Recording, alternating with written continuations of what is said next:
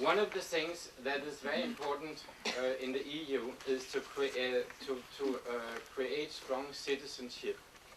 That means that, and that's done in order to create strong societies in Europe now and in the future.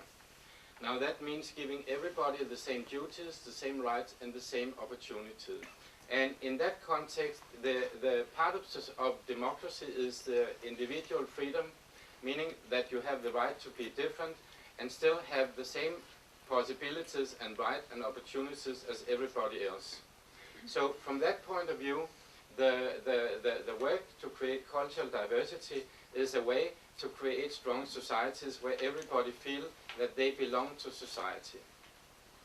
Unfortunately, some of the legislation that's come in the last few years has actually aimed at reducing the rights of migrant and minority groups, so that you actually have different levels of citizenship.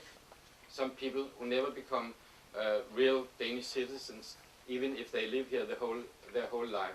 Now, from the EU point of view, that is very dangerous, because it means that we are kind of letting society fall apart, and that is not good. The logic here is that when everybody have the same basic rights, we begin to think, okay, we live in a free democratic society, so which means that people are allowed to be different culturally and in many other ways. That at the same time means that same for all, if you do the same for all groups, that basically doesn't fit for everybody. So in many institutions we have a same for all logic that actually ends up being a mechanism of exclusion. So treating everybody the same can actually put some people in advantage and some people in disadvantage.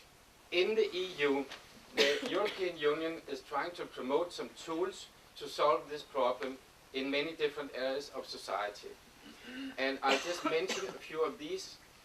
One of them is equality diversity audits, meaning that you actually begin to look at, in a structured, systematic way, analyze what's happening in cultural institutions and see where they are not giving equal opportunities to everybody. Now, if we begin to have these kind of formal demands for every institution when they get public money, that means that we make sure that whatever they do take into account the diversity of the population in order to create strong, cohesive societies. The last thing is directly involving excluded citizen groups. Now, when we sit here and we talk about excluded groups, we have to realize that when we ask the questions, there are things we don't even know we don't know. So we can't even ask the question and get an answer because we have no idea what the question is. So the only way to find out about that is to actually involve them directly, let them speak, give them a voice. Now, last point I want to make is that in 5 years from now, or 10 years from now, you might find that we didn't move anywhere. We've been going to a lot of conferences. Maybe there's been given money to more data collection. We must have more data to solve the problem. Blah, blah, blah, blah, blah. Nothing happens. And no redefinition of who's the target groups. And the people who will sit and define what is culture, art, and so on, keep on doing it in the same way. Now the EU says that if the people, the dominant elite group, simply refuses or it just doesn't happen, then you can do something else. You can simply do what's called positive action. Active equality policies means that you simply enforce equality. Can I have the next one?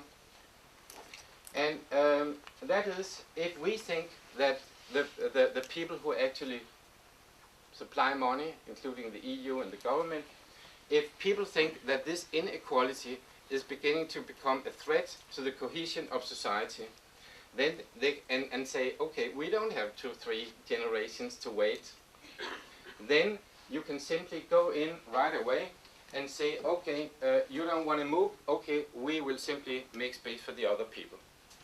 You simply just make sure that some change happens.